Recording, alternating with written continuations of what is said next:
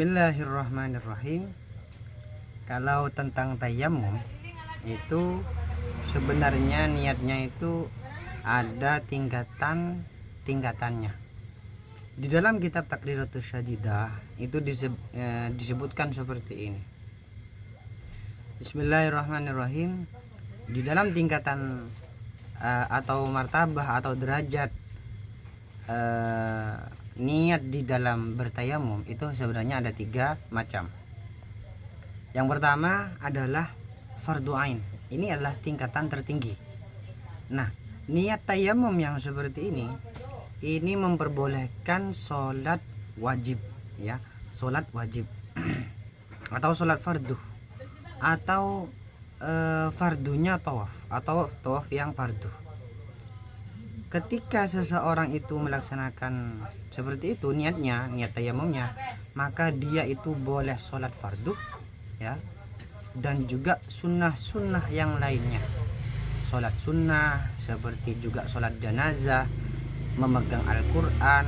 Niat tayamumnya adalah nawaitu tayammumah listibahati sholati fardhon lillahi ta'ala, atau menggunakan niat yang lain, nawaitu fardhat tayammum, nawaitu tayammuma listibahati sholati fardhon, atau listibahati fardhis sholati, atau niat nawaitu tayammuma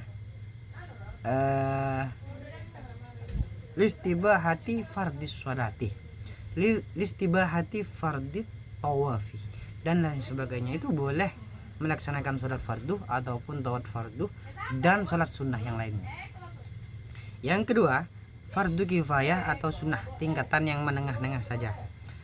Ini di kitab Taqriratus Syadidah atau di kitab lainnya yang sama halnya dalam mazhab Imam Syafi'i, itu di bab tayamum juga. Fardu kifayah atau sunnah tingkatan menengah. Kita tahu fardu kifayah itu contohnya seperti sholat jenazah. Nah, niat tayamum khusus untuk sholat sunnah, dan sholat jenazah tayamumnya itu sah seperti itu. Baik, contohnya seperti mau sujud tilawah atau sujud syukur. Nah, ini memperbolehkan sholat sunnah saja atau ibadah sunnah saja. Namun tidak boleh digunakan untuk ibadah fardu seperti itu. Contoh seperti sholat fardu. Yang ketiga, tingkatan terendah, niat tayamum untuk menyentuh atau membawa mushaf Al-Quran. Kalau ingin membawa mushaf Al-Quran, niat tayamumnya ya seperti tadi, nawaitu tayammuma listibahati masil mushafih atau listibahati hamlil mushafih.